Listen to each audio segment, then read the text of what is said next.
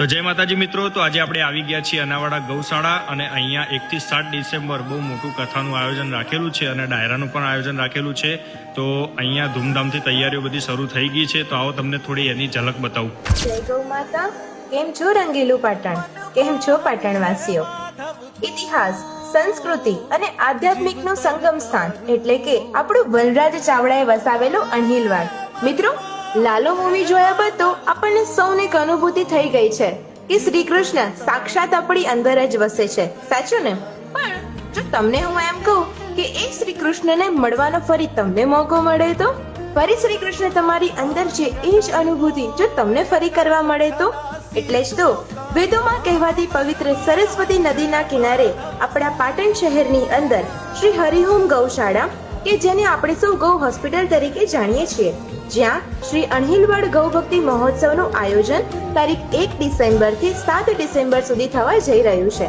મિત્રો, આજ દિન સુધી ગુજરાતમાં ન ભૂતો ન ભવિષ્યથી એવું કહી શકાય એવું અદ્વિતીય મહોત્સવનું આયોજન થવાનું છે.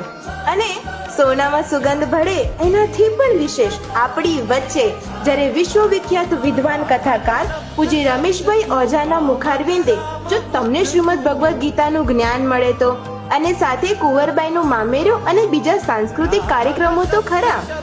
અને જ્યારે હિન્દુ ધર્મ સ્વરૂપ જગતગુરુ શંકરાચાર્ય સાથે ભારતભરના જ્યારે સંત મહાપુરુષો આપણી પાટણ ભૂમિને પવિત્ર કરવા આવવાના હોય, અને જ્યારે રાજ્ય કક્ષાના મંત્રી અને દિગ્ગજ ફિલ્મ કલાકારોની પણ ઉપસ્થિતિ રહેવાની હોય, તો ગુજરાતની દરેક ગુજરાતી પ્રેમી જનતાને અહીં આવવા માટે ભાવભર્યું આમંત્રણ છે. અને હા, ભાવિ ભક્તોનું પ્રસાદ અને નિવાસની પણ અહીંયા વ્યવસ્થા કરેલ છે. તો આવો ગૌ પ્રેમીઓ, ફૂલ નહીં તો ફૂલની પાંખડી પણ આપી અને આ હરિહોમ ગૌશાળા કે જે બીમાર, અશક્ત અને પીડિત ગૌ માતાની સેવાનો આપણે લાભ લઈએ. તો આ પવિત્ર ક્ષણે ગૌ માતા અને પાટણની આ ધરતીને નમન કરતા મહોત્સવમાં ડૂબી જઈએ અને ગૌવંશ પ્રત્યેની ભાવનાને વધુ ને વધુ ઉજાગર કરીએ.